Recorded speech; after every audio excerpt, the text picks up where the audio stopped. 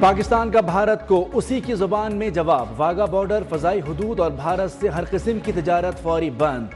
پانی روکا تو اسے جنگی اقدام سمجھا جائے گا۔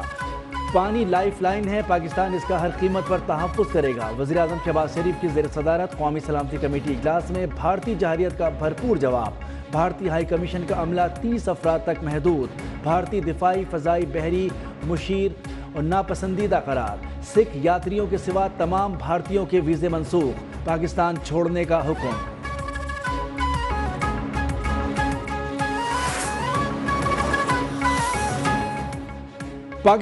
بھارت کے جارحانہ اقدامات نے دو قومی نظریے اور قائد اعظم کے خدشات کو درست ثابت کر دیا۔ پاکستانی قوم اپنی خود مختاری، سلامتی، عزت اور ناقابل تسخیر حقوق پر کوئی سمجھوتا نہیں کرے گی۔ قومی سلامتی کمیٹی کا اعلامیہ جاری۔ اعلامیہ کے مطابق پاکستان اور مسلح افواج کسی بھی غلط قدم کے خلاف مکمل طور پر تیار ہیں۔ بھارت کا کشمیر پر قبضہ اقوام متحدہ کی قراردادوں کی مسلسل خلاف ورزی ہے۔ پہلگام واقعے کو سیاسی مقاصد کے لیے استعمال کرنا بھارت کی گھٹیا سوچ ہے۔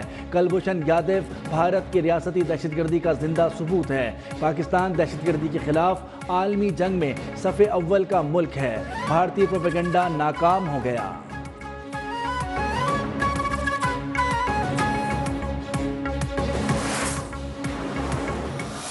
مشترکہ مفادات کونسل میں باہمی رضامندی سے فیصلہ نہیں ہو جاتا،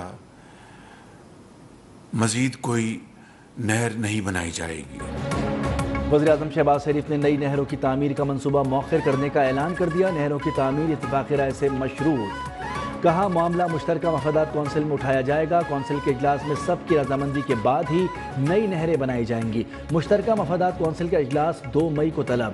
بلاول بھٹو کا تحفظات دور کرنے پر وزیراعظم سے اظہار تشکر۔ کہا باہمی رضامندی کے بغیر کوئی نہر نہیں بنے گی۔ وزیراعظم کے اعلان سے سندھ میں جاری احتجاج بھی ختم ہوں گے۔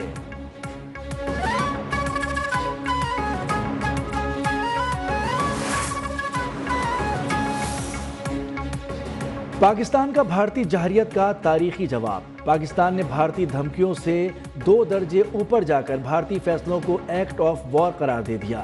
تجارت، فضائی حدود، ٹرانزٹ تجارت کی بندش سے ہندوستانی معیشت پر شدید اثر پڑے گا۔ شملہ معاہدہ اور دیگر 2 طرفہ معاہدوں کی تقدیر اب پاکستان کے ہاتھ میں ہے۔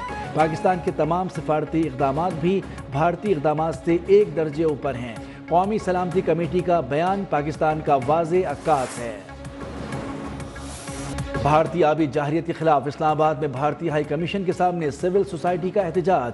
شہری ڈپلومیٹک انکلیو کا دروازہ عبور کرتے ہوئے بھارتی ہائی کمیشن کے سامنے پہنچے۔ مودی سرکار کے خلاف شدید نعرے بازی۔ سیکیورٹی اہلکاروں نے مظاہرین کو منتشر کر دیا۔ پاکستان مرکزی مسلم لیگ کے تحت پنجاب کے مختلف شہروں میں احتجاج۔ بھارت کے خلاف نعرے بازی۔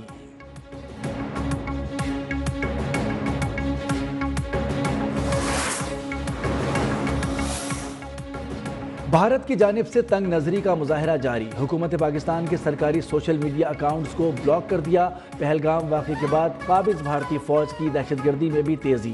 سری نگر، اننت ناگ، کلگام، پلوامہ، شوپیاں، گاندربل اور بڈگام میں آپریشن کی آڑ میں چادر اور چار دیواری کا تقدس پامال۔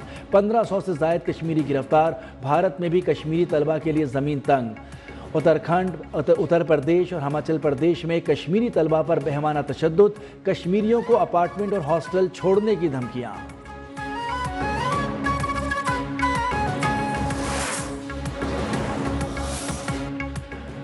فالس فلیگ آپریشن بے نقاب ہونے پر بھارت کا نیا ڈرامہ۔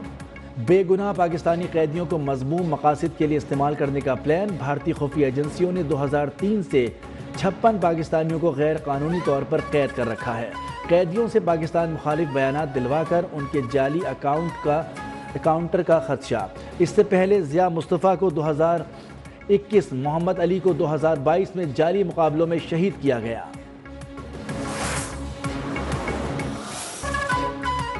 بھارت کی آبی جارحیت کے خلاف سیاسی جماعتیں ہم آواز۔ پانی کے ہر قطرے کا پوری طاقت سے دفاع کریں گے۔ وزیر توانائی اویس لغاری نے واضح کر دیا۔ سعد رفیق بولے بھارت نے سندھ طاس معاہدہ چھیڑ کر خطے میں کشیدگی کو ہوا دی۔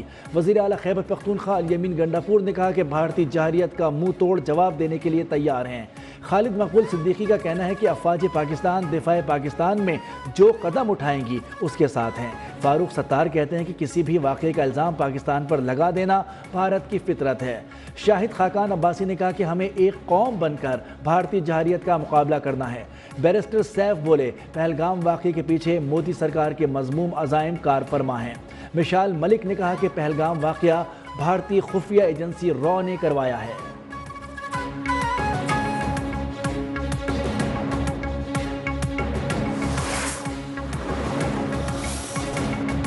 بانی پی ٹی آئی سے جیل میں ملاقات کا وقت ختم، پارٹی کے کسی بھی رہنما کو ملاقات کی اجازت نہ ملی۔ ملاقات کا وقت ختم ہونے پر مصدق عباسی، کمل شوذب، مزمل اسلم، احمد چٹھا، روبینہ شاہین اور مریم کلثوم واپس روانہ ہو گئے۔ بانی پی ٹی آئی سے ملاقات نہ کرانے کا معاملہ سپریم کورٹ پہنچ گیا۔ مشال یوسف زئی نے اسلام آباد ہائی کورٹ فیصلے کے خلاف اپیل دائر کر دی۔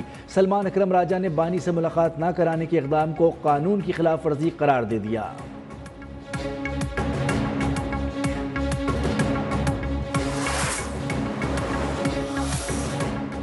نائب وزیر اعظم اسحاق ڈار کا ازبکستان کے وزیر خارجہ سے ٹیلی فونک رابطہ۔ Uzbekistan Afghanistan Pakistan railway line منصوبے پر کابل میں ہونے والی حالیہ بات چیت پر تبادلہ خیال، اقتصادی تجارتی روابط بڑھانے پر بھی غور، موجودہ علاقائی اور بین الاقوامی مسائل کا بھی جائزہ۔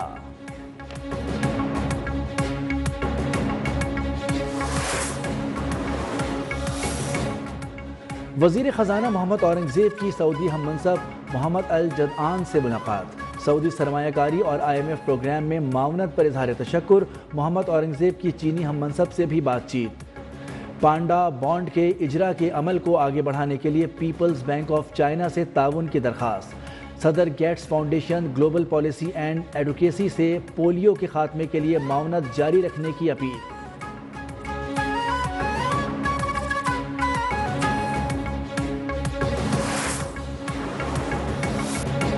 اور لاہور کے قذافی اسٹیڈیم میں چوکے چھکوں کی برسات جاری، پی ایس ایل 10 میں لاہور قلندرز کی پشاور زلمی کے خلاف بیٹنگ جاری۔ گزشتہ روز 13ویں میچ میں اسلام آباد یونائیٹڈ نے ملتان سلطانز کو 7 وکٹوں سے شکست دی۔